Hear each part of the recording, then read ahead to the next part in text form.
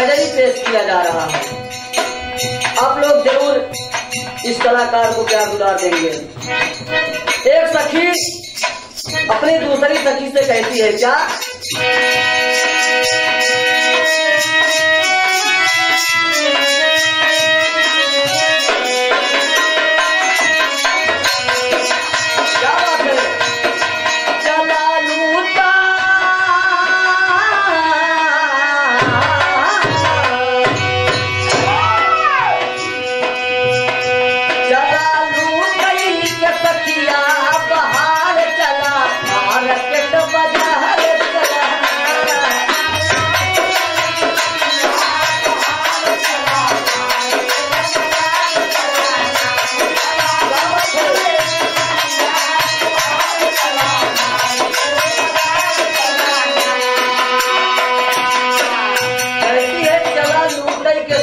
बाहर चला मार्केट बाजार चला।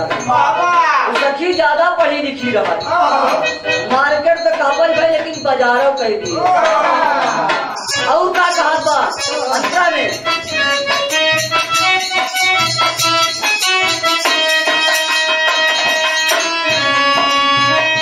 चल भाई मम्मी जी के साथ,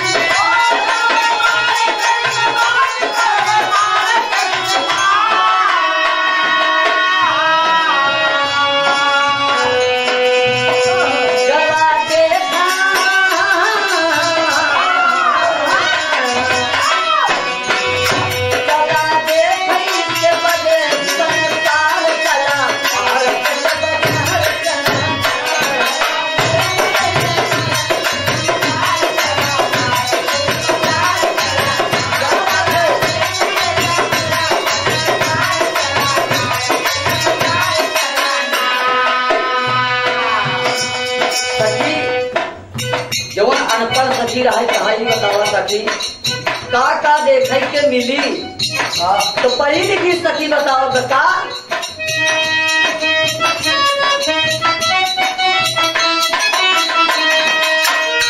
तोहरा कम बाटे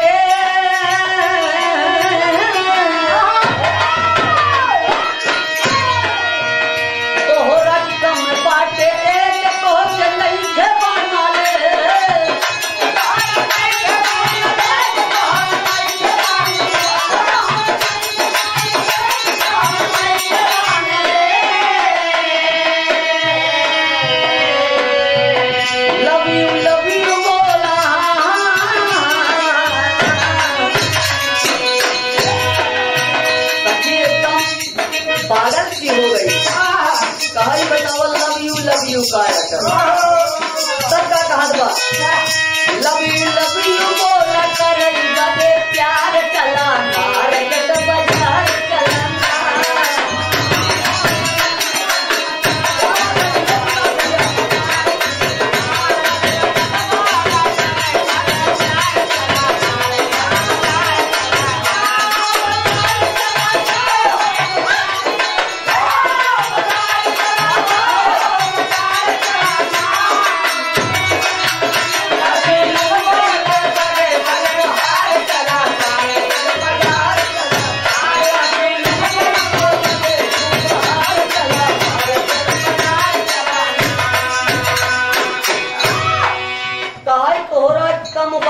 एज तोहके नइखे बनाले अंग्रेजी शब्द बोलत बा।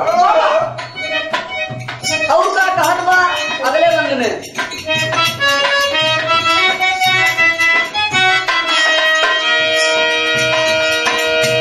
प्लीज और अंग्रेजी शब्द में बोलत बा प्लीज कम और हिया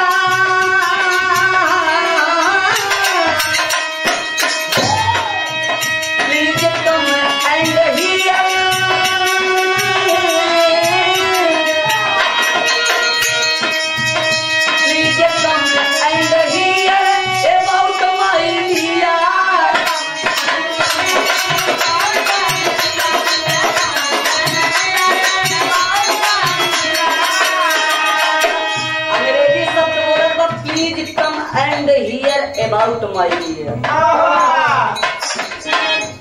अबाउट माई नियर माने हमारे पास आ जाओ, कृपया मेरे पास आ जाओ। और क्या कहत बा, डोंट लाई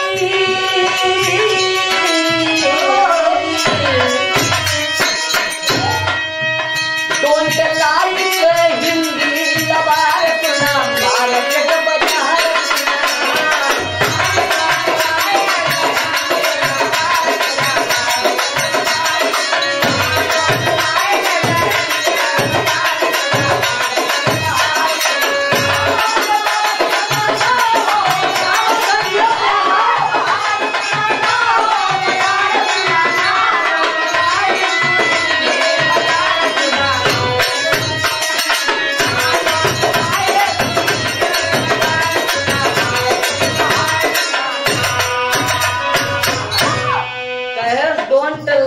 आई हिंदी लबार सुना।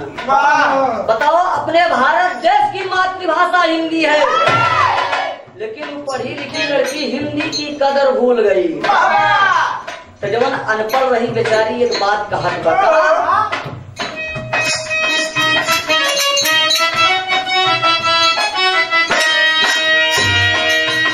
आहै सावन के बहार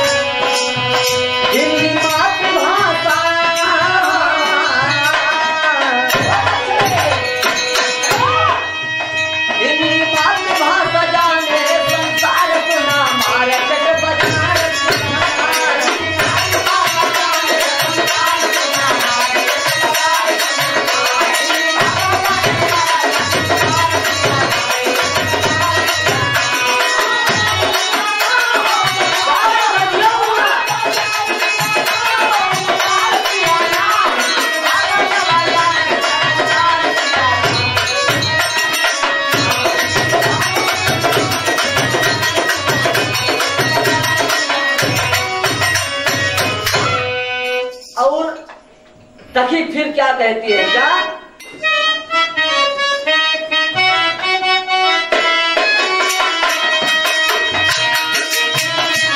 आहै सावन के महीना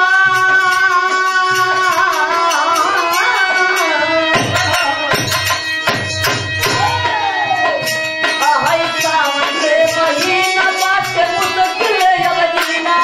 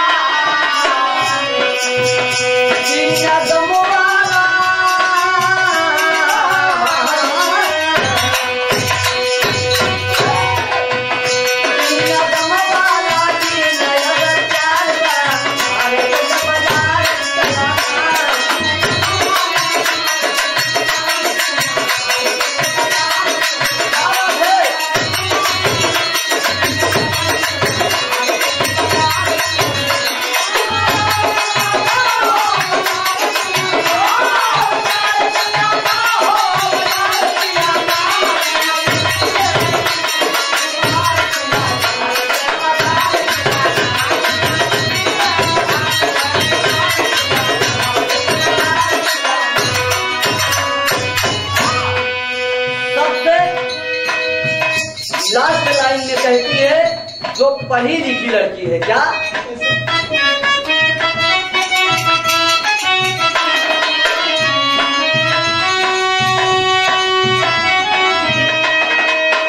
लफटेड गार्ड को बंधारी